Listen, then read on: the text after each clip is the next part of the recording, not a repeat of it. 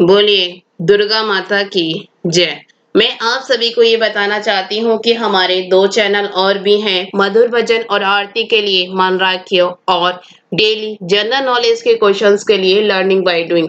इन दोनों के link description box में दे दिए हैं, एक बार आप जाकर देखिएगा जरूर। आइए दुर्गा सप्तशती अध्याय 13 सूरत और वैश्य को देवी का वरदान का गुणगान करते हैं। अगर आपको अच्छा लगे तो लाइक शेयर सब्सक्राइब जरूर कीजिएगा।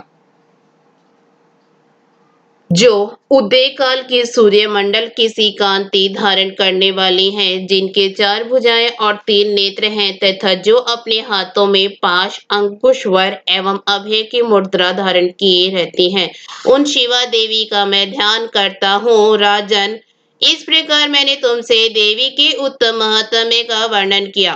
जो इस जगत को धारण करती है, उन देवी का ऐसा ही प्रभाव है।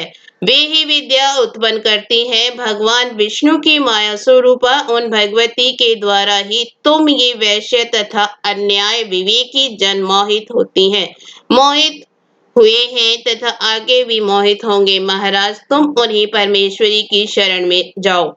आराधना करने पर वे ही मनुष्यों को भोग स्वर्ग तथा मोक्ष प्रदान करती हैं। कोष्टुकीजी महादा मुनि ने के ये वचन सुनकर राजा सूरत ने उत्तम व्रत का पालन करने वाले उन महाभाग महर्षि को प्रणाम किया। वे अत्यंत ममता और राज्य पहरण से बहुत खिन्न हो चुके थे।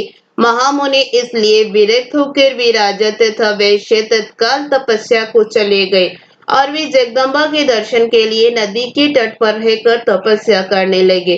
वे वैश्य उत्तम देवी सूक्त का जप करते हुए तपस्या में प्रवक्त हुए। वे दोनों नदी के तट पर देवी की मिट्टी की मूर्ति बनाकर पुष्प धूप और हवन आदि से उनकी आराधना करने लगे। उन्होंने पहले तो आहार को धीरे धीरे कम किया, फिर बिल्कुल निराहार रहकर देवी में ही मन लगाए एकाग्रता पूर्वक उनका चिंतन आरंभ किया।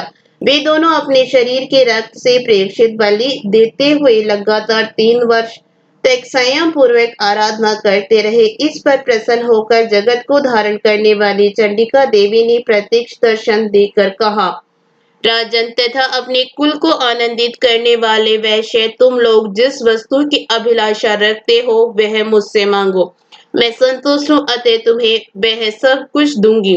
तब राजा ने दूसरे जन्म में नष्ट न होने वाला राज्य मांगा तथा इस जन्म में भी शत्रुओं की सेना को बलपूर्वक नष्ट करके पुनः अपना राज्य प्राप्त कर लेने का वरदान मांगा। वैसे का चित्त संसार की ओर से खिन्न एवं विरक्त हो चुका था और वे बड़े बुद्धिमान थे।